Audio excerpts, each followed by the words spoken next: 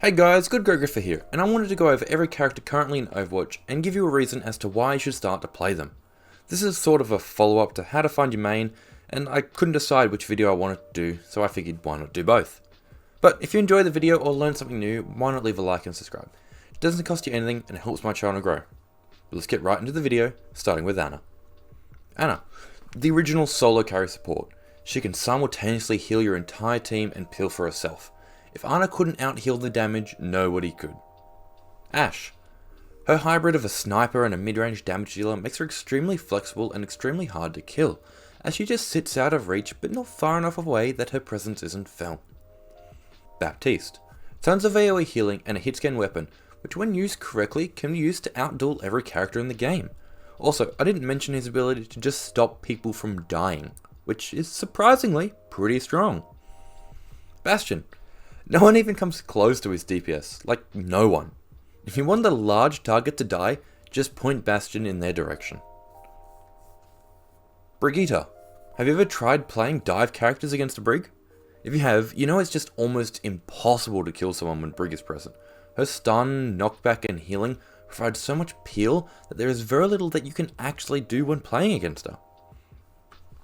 D.Va. You can literally just make most characters unable to shoot for a couple of seconds.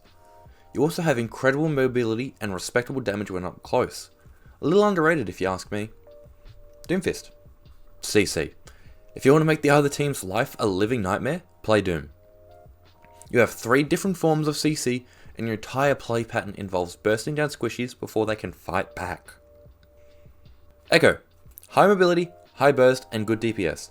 If Echo wants someone dead, she can kill them in less than a second, provided she has the skill to do so. Also, she can become a third tank or support, and if we look back in time to past metas, we know just how strong triple support or triple tank can be. Kinda busted. Genji. One of the most satisfying characters to play in the game. The feeling of getting a 6-man blade or constantly getting dash resets throughout a fight is a reason enough to be playing Genji, despite his underwhelming performance at the moment, but hey. Buffs eventually, hopefully. Hanzo. Good range, peak potential, and massive burst. You can literally just sit back and shoot at the other team. If they get close, use storm arrows and they'll die. And you've got to leap even if they do get close. Junkrat. Spam. Just spam. If you want to make an area lethal to walk through, Junkrat's your character. He has a really high DPS, but it's extremely hard to get that damage to hit. Lucio. One word, war riding. The main reason I main Lucio is for war riding. It's so fun and it makes you incredibly fast and hard to hit.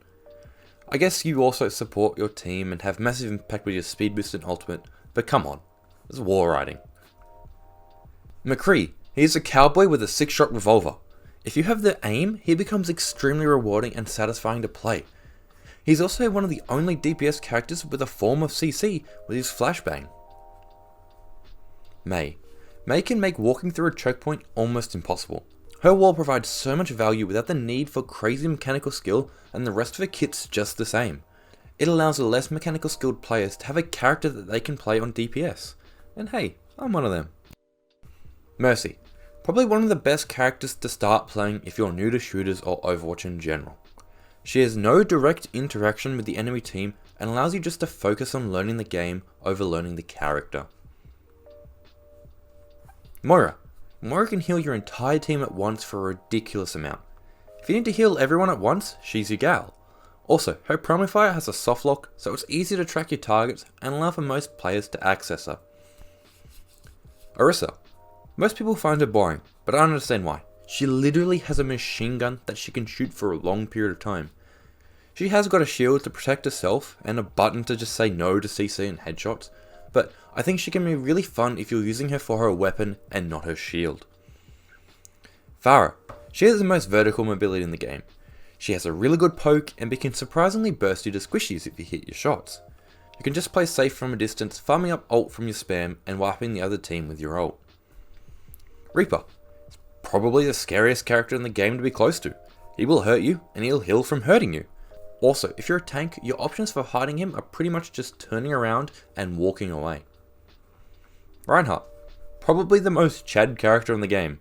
The man will come swinging with you at a hammer and then hit a 6-man ult and solo carry the game. He can be an absolute unit. Roadhog. You want the peak potential of a sniper, the damage of a DPS, the healing of support, and the health of a tank? Well, Roadhog's got you, fam.